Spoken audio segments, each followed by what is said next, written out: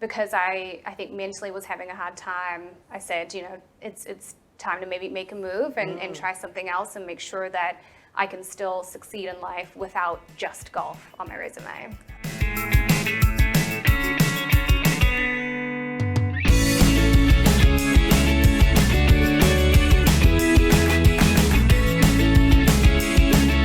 Alluded to a bit of that at the beginning as well, Natasha. Like when you transitioned into business world, you stopped touring after 3 years. Like, when do you know it's time to move on?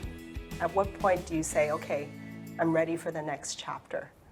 Yeah, I think for me it was, I'd played this for so long, and it was a game that I was super passionate about and really loved with all of my heart. And I think when I was in tournament play and wasn't getting the results that I wanted to, that really messed with me, mentally, I think, right? Like, I knew that it wasn't a case of skill or talent. It definitely was in my head. And so when I realized that I was starting to get very angry at a sport that I'd loved for so long, I needed to take a step back and give myself a break and make sure that, I was going to be okay. So I think, at that time, I just, graduated college. I was living on my own now, and I needed to be able to take care of myself financially. And that was the point where, because I think mentally was having a hard time, I said, it's time to maybe make a move and try something else and make sure that